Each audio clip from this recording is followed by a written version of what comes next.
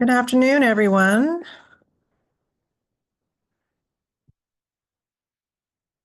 I want to make sure. Do we have participants in? I'm only seeing the panelists.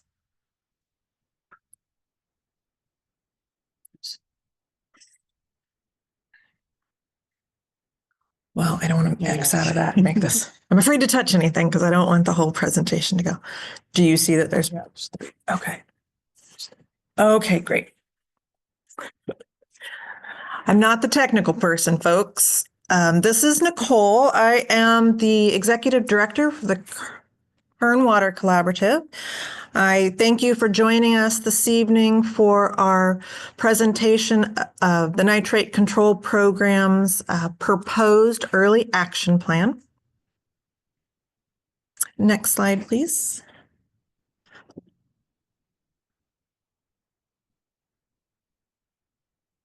Thank you. Just want to do a little housekeeping and go over guidelines for today's Zoom meeting. If you check the participant list and you see a phone number and not your name, we would appreciate if you could rename yourself. Or if you need to put that in the chat, we can rename for you. Just give us which phone number is you. As an attendee, we have a small group this evening, but it would still be appreciated that you make sure that you are muted. And if you have questions at any time, please feel free to type your question into the Q&A or raise your hand and we can go ahead and call on you because we do have a fairly small group this evening. And that way we will capture all questions verbally so that they will also be transcribed through our process and be part of the recording as well. And of course, if you have any technical issues, please use the chat function. And if that doesn't work, again, raise your hand and we'll try to get you taken care of. Next slide, please. So we are actually doing something a little different today. We invited guests to participate both in person and via Zoom. The 3 o'clock session is in person and Zoom in English, and the 6 o'clock session will be in person as well as Zoom in English and Spanish. And all of these recordings will be posted to our website. This evening, we will be talking about an introduction to the Nitrate Control Program and a program overview. We will talk about identifying potentially impacted residents and discussing our early action plan for how we will present the Nitrate Control Program and the services that we provide to the communities that we serve. And of course, at any time, if you have questions, do feel free, as we discussed, to raise your hand or type your question. Next slide. You can keep going. I had already introduced myself as Nicole Bell, the Executive Director for the Kern Water Collaborative. Many of you are familiar with me because you have participated in other meetings, or you might be involved in different programs as a grower or a discharger in Kern County. I also want to take the opportunity to let you know that we have consultants, the Ludorf and Scalmanini consulting engineers. You will meet Barbara Delgesch this evening and Vicki Kretzinger Graber, who is with us and will be available to answer questions, but I don't believe is doing part of the presentation this evening, but she is with us as a valuable resource. And our GEI consultants, Jackie Takeda, is here to my right, and she will be presenting, as well as Richard Meyerhoff, who is not with us in person this evening. And then, of course, we do have internal and external communications staff through Providence Consulting here in Bakersfield, and they are doing an excellent job helping with all of our community outreach, the emails that you are receiving, our newsletters, and those types of things. So we have a pretty robust professional group here in Kern County working for our communities for the Kern Water Collaborative. Next slide, please. Thank you. Wanted to give you an overview of our structure and our mission. We were formed as a nonprofit public benefit corporation. We were created to maintain and improve the quality of life within Kern County. Our area does cover Kern County's three groundwater subbasin areas, the West Side South, Pozo, Kern River, and a small portion of the Kings County Tulare Lake groundwater subbasin. And that is the little kind of a triangular sliver that you see to the right at the top of our map. All of those green areas are what we consider priority 2 management zones that we will be focusing our work on over the next few years. The unprioritized, or what we refer to as a non-prioritized area of the Kern River, is also included in our management zone boundaries, but we will not be focusing our attention there. We will be focusing our attention there at the time that the Regional Water Quality Control Board provides notices to comply for that area. We went ahead and included that now so that Kern County dischargers and communities know that there is a nitrate control program management zone established to assist them when the time comes. We will be addressing nitrate contamination of groundwater drinking water supplies and providing both short and long-term solutions. Initially, we will be providing bottled water as well as having some other options that Barbara and Jackie will be discussing this evening. Next slide, please. Our board of directors, actually interested parties across different industries in Kern County, started talking about the nitrate control program and the need for having an organization to establish a management zone back in 2022.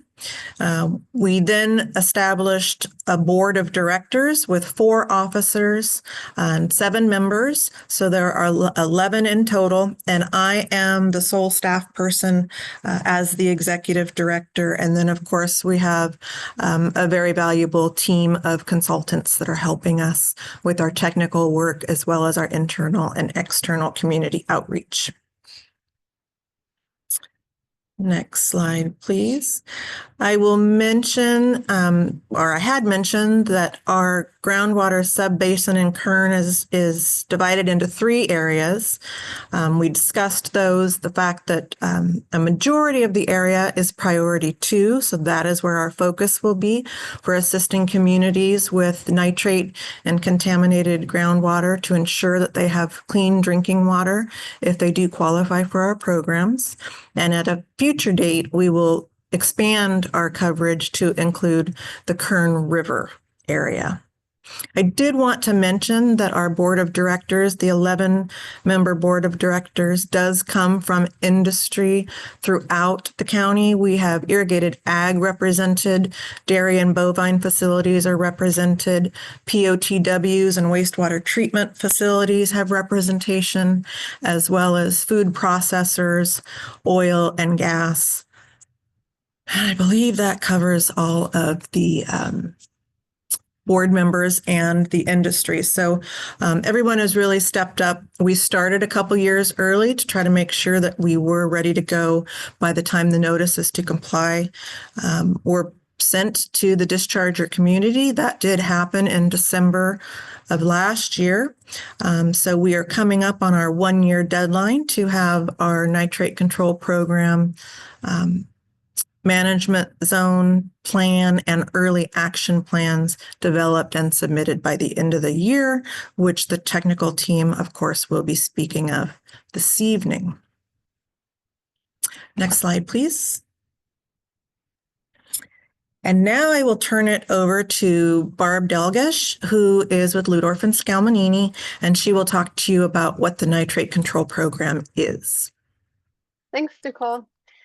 All right, thanks for joining us, everybody. I'll give you a brief overview of the nitrate control program and then get into some more of the scientific side of things. So Back in 2018, the Central Valley Water Board adopted a new regulation called the Nitrate Control Program. The Nitrate Control Program was designed to help solve the nitrate issues in the Central Valley, and it laid out three main goals. You can see them on the slide. The first was providing safe drinking water supplies. The second was to reduce nitrate impacts to water supplies. And the third was to restore groundwater quality with the caveat that restoration has to be reasonable, feasible, and practicable. Anyone with a permit to discharge or release nitrate has come up with a plan to address these goals. So many of these people and entities have joined forces, as Nicole just mentioned, from all walks of life, right? The growers, the dairies, the oil and gas, the wastewater treatment facilities, to create a local management zone that fosters collaborative, cost-effective nitrate solutions. Stakeholders in and around Kern County formed the Kern Water Collaborative, or KWC for short, to serve the areas shown on the map that Nicole presented earlier. So if you're interested in learning more about the nitrate control program itself, I encourage you to take a look at the website that a screenshot is shown on the right side of this slide at www.cvsalinity.org/nitrate-control-program.html. So why do we care about nitrate and having safe drinking water? Well, back in 2012, California state became one of the first states to recognize the human right to water. In Assembly Bill 685, or AB 685, the state's legislature established the policy that every human being has the right to safe, clean, affordable, and accessible water adequate for human consumption, cooking, and sanitary purposes. Nitrate is just one chemical among many others that can make water unsafe to drink. And nitrate is kind of tricky. You can't taste it, you can't smell it, you can't see it in the water, and you can't boil it out of your water. And at certain levels, nitrate can reduce your blood's ability to absorb oxygen. Unfortunately, there are many areas in the Central Valley that have nitrate contamination, and the only way to know if your water has high unsafe levels of nitrate is to test the water in a laboratory. So because nitrate is such a common issue, it's important to know where you get your drinking water from. So if you drink water that came from a well, there are two main sources: a public supply well that provides water to a public water system, or a privately owned domestic well. If you pay a water bill, then you likely get your water from a public supply well. If you get your water from a private domestic well, then you might need to take action to find out if your well has high levels of nitrate. As I mentioned, the best way to find out how much nitrate might be in your water, a sample must be tested in a laboratory. Public supply wells that provide water to a public water system are required by the state or county to be regularly tested for nitrate and other chemicals. Public water systems are also required to provide their customers with the results of those laboratory tests in a document called Consumer Confidence Report. Those reports are available online at the state's Division of Drinking Water website, which I put the link on the bottom of this slide. Private domestic wells, on the other hand, are not required to be regularly tested. So a well test would be needed to measure the amount of nitrate in the water. The Kern Water Collaborative is currently trying to help identify areas where drinking water might have elevated or high nitrate levels. So we're doing this in order to help locate domestic wells that might have unsafe nitrate levels. The Kern Water Collaborative is now beginning the process to initiate a plan to provide safe drinking water to residents relying on private domestic wells that have unsafe levels of nitrate, and is dedicated to working with the community to identify solutions tailored to your needs.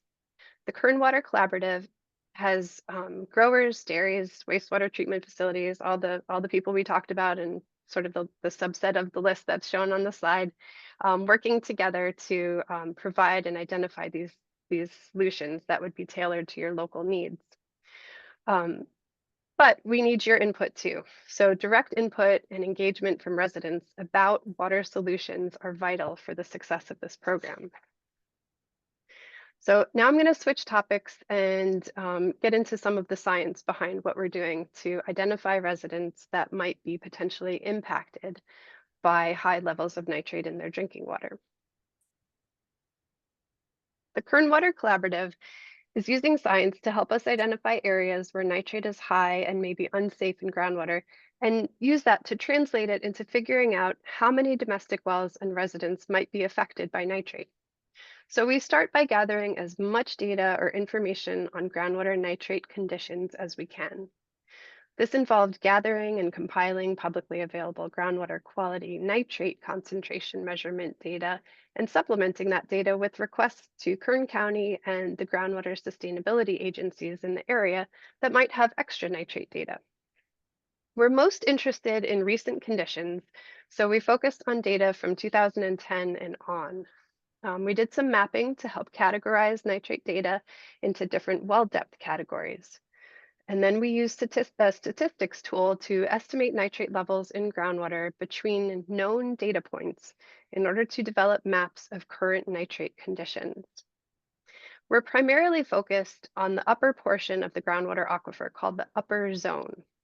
The upper zone is the part of the groundwater aquifer where most domestic wells pump drinking water from, and is illustrated on the figure on the right.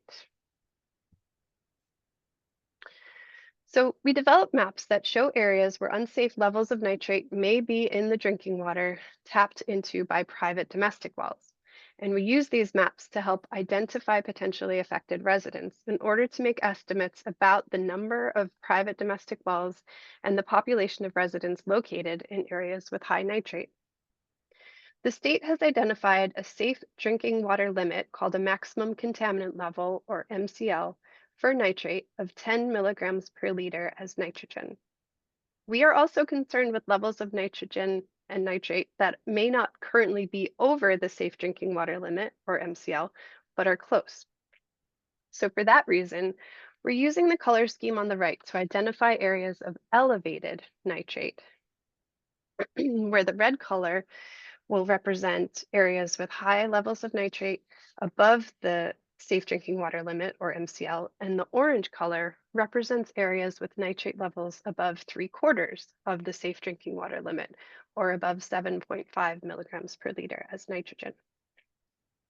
I'm going to go through some maps for the two main areas of the Kern Water Collaborative we're focusing on today, the West Side South and the Pozo areas. I'll show you the locations of known domestic wells and public water system boundaries, and also share some well counts and population numbers for each area where we think might have elevated nitrate levels. So starting with the West Side South area, the map on the right was created using recent nitrate measurements and the steps I described for the upper zone. The white dots on the map represent control points, or actual well locations that had upper zone nitrate concentration measurements since 2010. We can use this map to help us identify areas where data indicates that nitrate may be elevated. As I mentioned, the state has determined that the safe drinking water limit, or MCL, is 10 milligrams per liter as nitrogen. And when we talk about elevated nitrate levels, we're talking about the orange and red areas that you see on the map. So anything greater than 7.5 milligrams per liter as N. The areas of yellow and green indicate low nitrate areas. So now let's translate those colorful shaded areas into domestic well counts and population counts of residents. For the West Side South area, we see the same map that I showed previously on the left, but now it has some blue shapes and more dots on it. The blue areas represent the locations of public water systems, and those public water systems are regulated by the state or local government to ensure that they are providing safe drinking water to their communities. All of the little black dots are the locations of domestic wells in the area that are privately owned, not required to be tested on a regular basis. And so when we combine these data sets, we can estimate that there are about 180 domestic wells that are located within the orange and red areas. So circled on the table on the right, which has a ton of numbers, and I'm not going to go through it all, but the area that's circled in the dashed orange and red portion of the table are what we want to focus in on. So we have 55 domestic wells are located in the orange area, and 123 are located in the red area. And that represents the number of domestic wells outside of public water system boundaries and within areas of possibly elevated nitrate.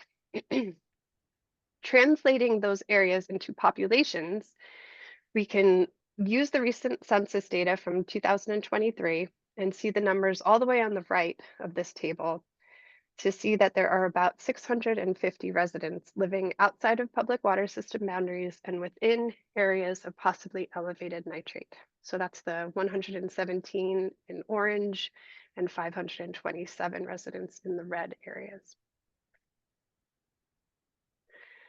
So moving on to the east, to the Pozo area of the Kern Water Collaborative Management Zone, we can see the same green to red shading representing recent ambient nitrate conditions in the upper zone, where most domestic wells are pumping their drinking water from. Again, the white dots on this map represent control points where we had actual measurements of nitrate data since 2010 in wells that were completed in the upper zone. So doing the same analysis as before, we can plot the locations of public water systems where the state and county are supposed to ensure that the residents served by these public water systems are getting safe drinking water, and also plot the locations of privately owned domestic wells, the black dots on the map on the left side of this slide. When we combine these data sets with the red to green shading levels, we can estimate that there are just over 320 domestic wells that are located within the orange and red areas. So circled on the table on the right, you can see 108 domestic wells in the orange areas and 214 in the red. And again, those are outside of public water system boundaries and within those areas of possibly elevated nitrate. Then translating that into the areas into populations, we can use the recent census data, again from 2023, and see the numbers all the way on the right side of the table here to see that there are over 4,200 residents potentially living in areas with elevated nitrate outside of public water system boundaries. And that translates to about 2,300 residents in the orange areas and about 1,900 residents in the red areas. So this information will be very useful when we look forward toward implementing drinking water solutions in our early action plan, which I'm going to pass it over to Jackie and she's going to discuss now. Hi, good afternoon, everyone. So as Barb mentioned, I'll discuss the early action plan, also known as the EAP. Next slide, please. So the early action plan is part of a deliverable to the preliminary management zone proposal, also known as the PMZP, and that's a required deliverable to the regional board. The management zone is required to develop, implement short and long-term solutions to ensure the residents have access to safe drinking water in the areas that are impacted by unsafe levels of nitrate. And the early action plan, it's essentially a plan to test the wells, determine if they have been impacted by nitrate, and where does safe access to safe drinking water need to be provided by the KWC. You'll see the little bar chart on the bottom part of it, the slide right here.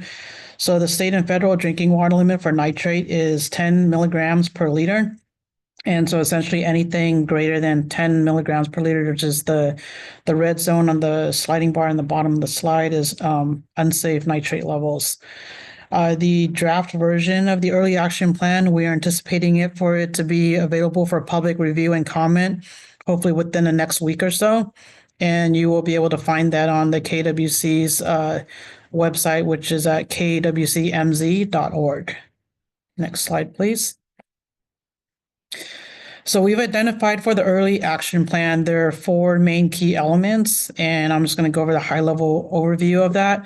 I'll go over them on the slide. I'll go over them in the clockwise order. So one of the main elements that we see as part of the EAP is the non-discharge coordination. So we want to make sure that I've identified and develop a process to ensure there's coordination with other local, state, and regional agencies. We also need to identify and develop the schedule and the funding mechanism, and to be able to implement milestones for the early action plan. Then another component is the replacement water program. This is the nitrate well testing program that the KWC will be implementing early next year, around end of February 2025. And with the nitrate well testing program, depending on the results, which I'll go over in the next few slides, if the levels are elevated, then the KWC will be providing replacement water options such as bottled water delivery, water fill stations, or point of use systems. And then the last main element that we've identified in the EAP is community engagement. Similar to what we are doing this afternoon, is engaging with the community and informing of what the Kern Water Collaborative is. As part of that, we want to gain local input on the early action plan development. And we also want to get input from the community residents on identifying potential proposed solutions. And next slide. And so the focus of the rest of the presentation will be on the replacement water program. Next slide, please. So as I mentioned kind of earlier, there are a couple options that are being considered to provide safe drinking water to impacted residents with elevated nitrate levels in their domestic well water. As the options listed here are all free and at no cost to any of the residents that have nitrate levels exceeding over 10 milligrams per liter. The options are either the home bottled water delivery, installation of a point of use system in your home, or the ability to visit a local water fill station to fill up the water bottles if that's an option that the committee would like within the KWC. Next slide, please. So for the bottled water delivery program, this is where the bottled water is delivered directly to your home.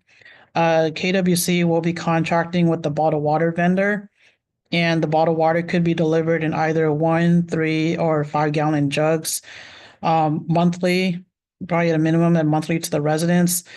And the residents will be able to coordinate with the bottled water vendor on the delivery and the pickup schedules, and also the size that is best suited for the resident. And this program will be managed by the KWC. And like I mentioned, the volume and the frequency will be based on the household needs. The other image on the right side of the slide is an example of a kind of a schematic of a point of use. Also, we'll call it the POU. This is where it's installed at the point, or essentially a single location of home, where the water is used for drinking and cooking. And typically it's installed where the kitchen sink faucet is at. And so you can see at this one how the schematic will look like. You have one side where it's the untreated water, and you have another faucet, which is the one shown in the image on the right side, where that's the treated water that you'd be using for drinking and cooking. Next slide, please. So for the water fill station, this is another potential option. This is essentially like a vending machine type or a kiosk. It will dispense drinking water. And the source of it for the water fill stations, it will be from a municipal water supply that meets the drinking state and federal drinking water standards. And again, this option is provided at no cost to the resident. And it can fill up, either 1, 3, or 5-gallon jugs. And a resident may be able to use and bring their empty containers and fill the water as necessary. And this option does, when the EAP is implemented next year, the KWC will be getting more community input on if water fill station is a viable option for the KWC or not, and then if so, where would be the best places to have these installed as well too. So community meetings will kind of drive the water fill station option. Next slide, please. So before any of those options are chosen, the resident, once the EAP implementation begins next year, is to know essentially what is the water nitrate levels in your domestic well. And so to do this, a representative from the Kern Water Collaborative will be coming to your home to test your water. Again, this is at no cost to the community resident. And when results are available, they will be provided to you. And based on your results, that will kind of determine your next steps, which is the images on the right-hand side. So if your levels are greater than 10, as I mentioned earlier, that's considered unsafe. That's over the state and federal drinking water limit. And Kern Water Collaborative will begin replacement water service as quickly as possible by working with the resident on what option best suits them. And if their results fall between 7.5 and 10, it's high but still considered safe, and the KWC will be contacting, will provide opportunity for free annual follow-up well testing. And for any levels that are less than 7.5, your nitrate levels will be considered low to moderate, and there's no need for additional testing for nitrate under the early action plan. Next slide, please. So for the community participation, so some key dates that we want to mention to the public. Next slide, please. So these are some key milestones for the early action plan and also the PMZP and other deliverables I'll discuss here. So on the left side, regional board has sent out the notice complied. Nicole had mentioned these went out to the dischargers on December 29, 2023 last year. And you can see the little text boxes we are here. So we are currently, the technical team is working with Kern Water Collaborative on developing and being ready to submit the PMZP, which is the preliminary management zone proposal. That includes the early action plan, which are the elements I had mentioned a few slides before. And this is a regulatory deadline due to the regional board on December 28th of this year. So once that's submitted on December 28th, that will start the clock, and the early action plan implementation will begin February 26th of 2025 next year. And at that point, that's when the residents are able to contact the Kern Water Collaborative and get their wells tested. And if the nitrate levels are elevated above 10 parts per million, that's when the KWC will reach out to discuss what are some options available to the resident. So as the early action plan is in implementing, then the technical team will begin working on submitting the FMZP, which is the final management zone proposal. That one, we're anticipating that to be due about December of 2025. And then after that submittal, then it's the submittal of the management zone implementation plan, also known as the MZIP. And that's anticipating that to be in December 2026. These dates that I mentioned here, they are estimated based on our experience working on the Priority 1 subbasins. And for the MZIP, that one includes a program to identify the long-term drinking water solutions for the community, the residents within the KWC. And the early action plan, that implementation will continue, as you see on the bottom part of the slide. That continues and is in place until a long-term drinking water solution is implemented under the MZIP. And next slide, please. So this is kind of a table showing our the past and the upcoming community participation opportunities. Our first event was on June 26th, where we introduced the program and the development of the EAP. And we had a second meeting on the 27th and 28th. The same materials were presented. We did an overview of the program, and then we also identified the potentially impacted residents and discussed some alternatives. There was a polling survey. And right now we're at the third meeting, and this is where it's essentially presenting the early action plan program. We are looking at a tentative fourth meeting around November 20th, and that's where we'll be presenting the draft preliminary management zone proposal, the PMZP. So as I mentioned earlier, we're anticipating the draft early action plan to be available for public review and comment on KWC's website at kwcmz.org within the next week or so. And we're providing if you can provide your comments and while you're reviewing it, and provide comments by December 4th to the KWC. And there'll be additional opportunities in the future to provide more community input during when the early action plan implementation begins next year. And next slide, please. So this is our closing slide. We'll open up to questions. And then on this slide also provides other websites for the Kern Water Collaborative. I mentioned you'll find lots of information on there. There's Nicole's email address as well too. You can also take a look at what are some of the previous management zone documents that have been submitted to regional board for the priority 1 subbasins. And there's all the contact information for myself, including the rest of the technical team, and KWC's phone number, and if you need to contact them by mail as well too. And next slide. And I'll turn it back over to Nicole.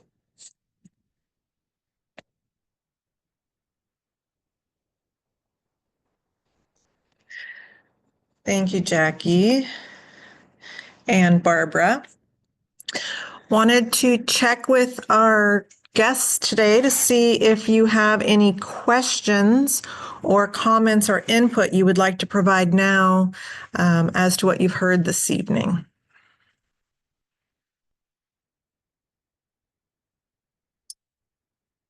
I see no chat or hands raised.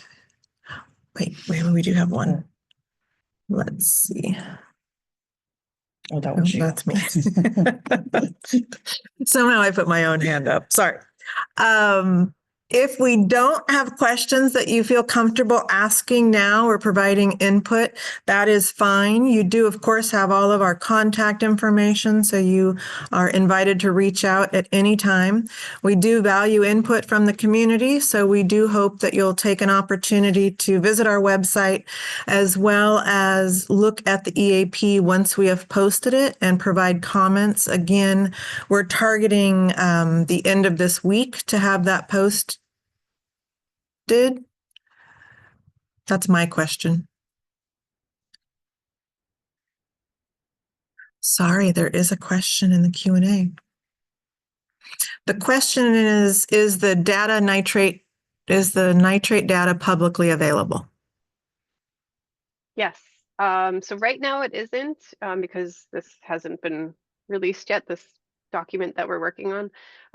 But as soon as it is, we will be uploading a spreadsheet that contains the data. And all of that data is publicly available. It's just supplemented with county data, which is also publicly available. You just have to request it. So there weren't any private data that like nobody could get their hands on. This is all accessible to anybody that wants to get it. But to make things easier for you, we will be providing it on the website as well. Perfect. Thank you, Barb. And thank you for the question. Let me see.